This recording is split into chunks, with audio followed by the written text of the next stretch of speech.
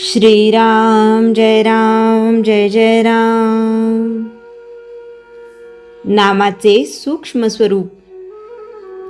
नुसते राम राम म्हणून राम कसा भेटेल हा प्रश्न माणूस सहजच विचारतो आणि त्याला दाखला म्हणून म्हणतो की समजा एखादा मनुष्य नोकरी असा जप करीत खोलीत बसला तर त्याला नोकरी मिळणे शक्य आहे का? वर करणी हा दाखला अगदी बेमालूम दिसतो खरा, पण थोडासा विचार केला तर तो इथे मुळीच लागू पडत नाही असे कळून येईल. जो दाखला द्यायचा आणि ज्या बाबतीत तो द्यायचा त्यांचे गुणधर्म सारखे असावे लागतात. रामनाम आणि नोकरी यांचे परिणाम एकमेकांविरुद्ध आहेत. राम राम म्हणण्याचा शेवट रामप्राप्तीत म्हणजे स्वतःच्या विस्मरणात होत असतो. म्हणजे देहबुद्धीतून देहाच्या पलीकडे जाणे, म्हणजे स्थूलातून सूक्ष्माच्या पलीकडे जाणे हा राम राम म्हणण्याचा परिणाम. परंतु नोकरीचा प्रकार याच्या अगदी विरुद्ध आहे. मुळात नोकरी ही कल्पना सूक्ष्म आहे. नंतर ती मिळावी म्हणून 10 जणांचे आर्जव करायचे, त्याच्यानंतर ती देणारा भेटायचा आणि मग आपण ती नोकरी करायची. म्हणजे नोकरी या कल्पनेतून सूक्ष्मातून स्थूलात जाणे हा नोकरीचा प्रकार. पण राम राम म्हणणे हा प्रकार स्थूलातून सूक्ष्माच्याही पलीकडे जाण्याचा आहे. यावरून नोकरीचा हा दाखला इथे लागू पडत नाही हे स्पष्ट होते. दुसरी गोष्ट म्हणजे नोकरी असा जप करून नोकरी मिळणे कठीण हे जर खरेच, पण राम राम म्हणून राम मिळणे कसे सोपे किंबहुना कसे हमखास शक्य आहे हे पहा. नोकरी म्हणजे मुळात कल्पना नसून ती प्रत्यक्षात आणण्याकरिता इतर अनेक गोष्टींची कशी जुळवाजुळव करावी लागते हे आपण आत्ताच पाहिले. तसेच घर बांधणे ही कल्पना, ती पुरी करून ते सर्व बाजूंनी सुखसोयीचे आगार व्हावे हेतूने सर्व जिनसा पैदा करून त्यात आणून ठेवणे म्हणजे कल्पनेतून कृतीत येण्याचा प्रकार झाला. आता हे करणे किती कष्टाचे आणि अनिश्चित आहे याचा अनुभव सर्वांना आहे. राम राम म्हणण्याचे उद्दिष्ट स्थूलातून सूक्ष्माच्या पलीकडे जाणे हे आहे. म्हणजेच अगदी सर्व बाजूंनी परिपूर्ण आणि भरलेले घर एक एक वस्तू फेकून देऊन रिकामे करण्यासारखे आहे.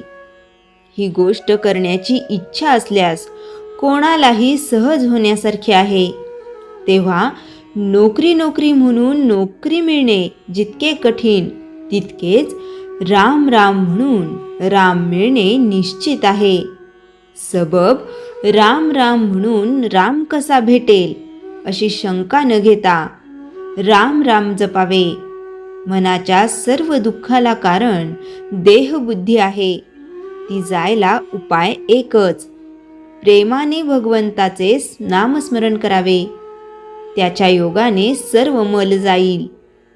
नामस्मरणच रामाची गाठ घालून देईल. चित्तात तशी तळमळ मात्र पाहिजे. मीपणा टिकावा आणि परमात्माचे होऊन राहावे. श्रीराम जय जय राम. चैतन्यवाणी. जो नाम घेतो त्याला देहाच्या सुखदुःखाची जाणीव राहणार नाही, तो आनंदात राहील. श्रीराम जय जय राम. श्रीराम समर्थ. दासबोध समास 2 दशक 15. विषय वैराग्य म्हणजे पळ काढणे नव्हे तर समजून जगणे. आज वैराग्य हा शब्द आला की आपल्याला लगेच आठवते जग सोडणे, माणसं सोडणे, कर्तव्य टाकून देणे, पण समर्थ रामदास स्वामी या दशकात स्पष्ट सांगतात, हे वैराग्य नव्हे. खरे वैराग्य म्हणजे जगात राहूनही मन न अडकवणे. एक, वैराग्याची खरी ओळख. समर्थ वैराग्याची व्याख्या करतात. वैराग्य म्हणजे वस्तू असू न देणे नव्हे, पण वस्तूचा भार मनावर न ठेवणे. ज्याला आहे त्यावर गर्व नाही, नसेल त्याची खंत नाही, तोच खरा वैरागी. 2, खोटे वैराग्य ओळखा.